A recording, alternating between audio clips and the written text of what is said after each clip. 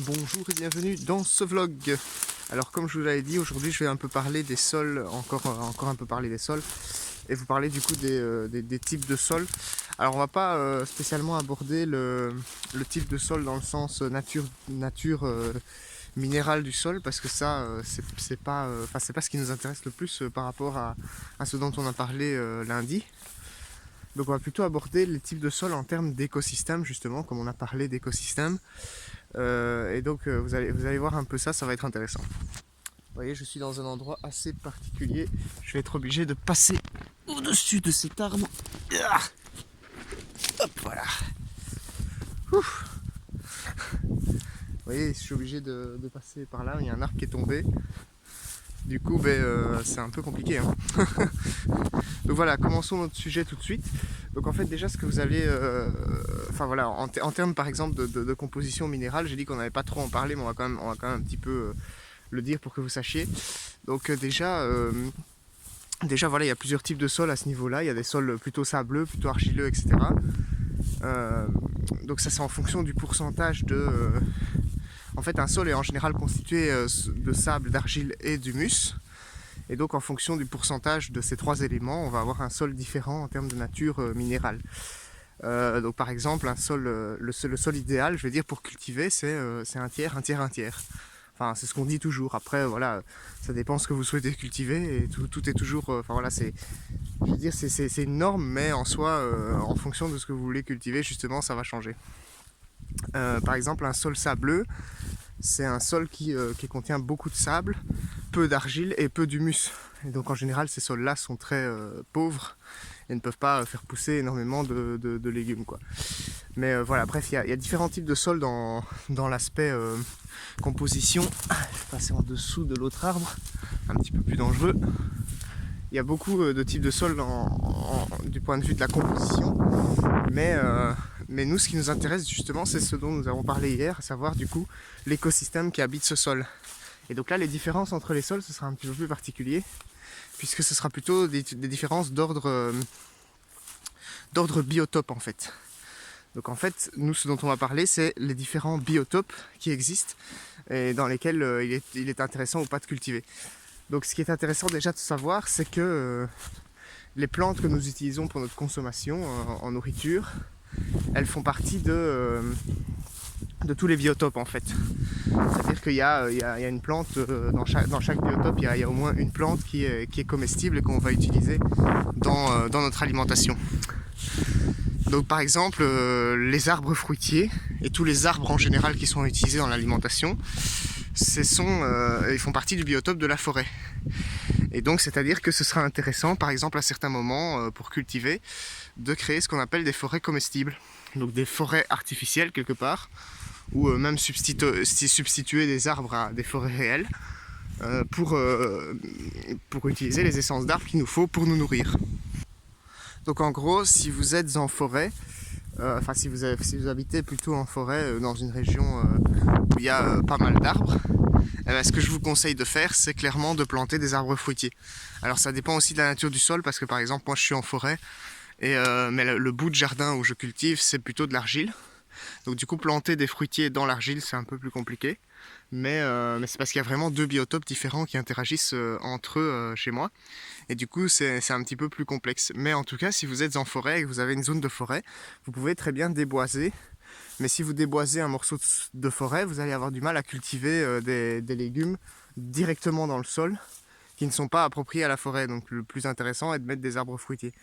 Parce que ça aussi, c'est un côté, c'est un point important quand on commence une culture pour être autonome.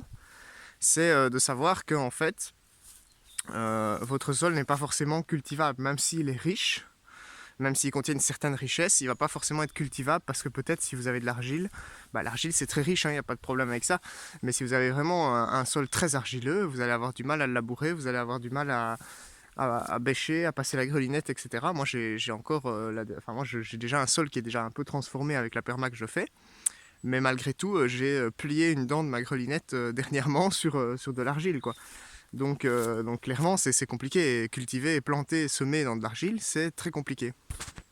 Pour le sol forestier, c'est un petit peu différent, puisqu'en général c'est un sol qui va qui va être très dur, non pas parce qu'il contient beaucoup d'argile, parce qu'en général il contient justement beaucoup d'humus et beaucoup de matière organique, puisque les feuilles se décomposent, les feuilles des arbres, etc. Mais c'est un sol du coup dans lequel il y aura eu des arbres où il y aura encore des arbres, et du coup il y aura d'énormes racines. Et ces énormes racines, vous pouvez vous dire voilà, je cultive entre eux, il n'y a pas de problème. Mais en réalité c'est un petit peu plus compliqué que ça, puisque ces racines elles appartiennent peut-être à des arbres vivants qui vont puiser des nutriments dans le sol, et voilà, c'est un petit peu comme si vous étiez à côté d'un gros animal qui respire fort, vous n'avez plus d'air pour vous.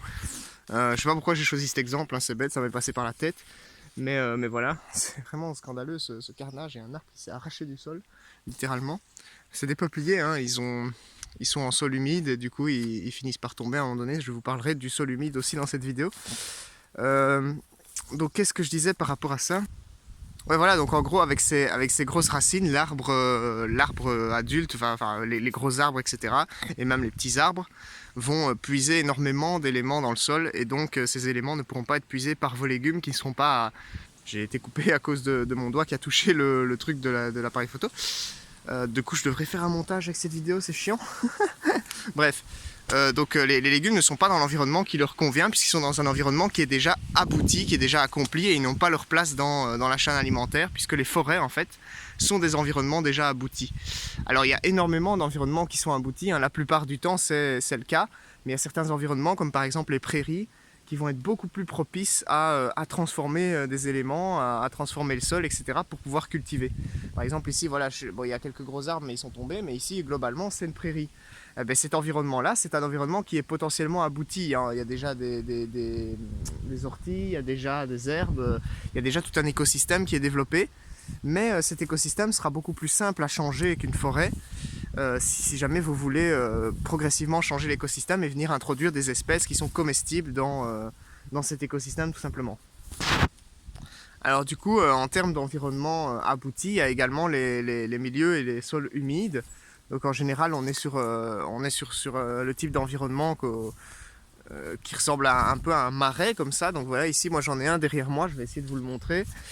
Cet environnement, c'est voilà, on a des sortes de plantes comme ça, des herbes d'eau comme ça. Bon là c'est vraiment très très fin parce qu'il y a juste un ruisseau tout simplement, mais on peut avoir ça sur plusieurs hectares et sur des surfaces entières, hein. Par exemple, je sais pas, vous allez ici en Belgique, enfin moi je suis pas en Belgique, mais bon bref, de base je suis en Belgique, donc en Belgique vous pouvez trouver par exemple ce type d'environnement dans les fagnes. Ce sont des hauts plateaux, c'est d'ailleurs le point culminant de la Belgique, et on trouve des marais, et voilà, le sol là-bas, si vous marchez dessus, il est imbibé d'eau en fait. Donc ça, ce sont les environnements humides, et en fait ce sont des nappes phréatiques qui percent à l'extérieur du sol tout simplement. Alors ces environnements-là, globalement, ils vont être très difficiles à cultiver aussi, à moins que vous cultiviez certains légumes qui demandent énormément d'humidité. Qui demandent des environnements comme ça en fait. Par exemple, il y a le cresson qui est très adapté à ce genre d'environnement, ou encore le riz, mais je sais pas très bien comment on cultive le riz, j'ai pas encore essayé ça, donc il faudrait que je me renseigne plus en détail pour pas dire de conneries, mais je pense que le riz se cultive en environnement humide. Enfin bref, il y a plusieurs légumes dans notre alimentation qui vont se cultiver dans des environnements spécifiques. Donc les arbres fruitiers en forêt, les cressons et les choses ainsi, même les fenouils, je pense que vous pouvez faire ça là-bas, en environnement humide. Et la plupart des autres légumes vont plutôt se cultiver dans un environnement qui ressemble à une prairie. Voilà. Alors il y a aussi les arbustes, et c'est pour ça du coup qu'il y a un élément du coup qui est vraiment très important dans la culture et dans la permaculture, c'est justement de regarder aux frontières entre ces environnements.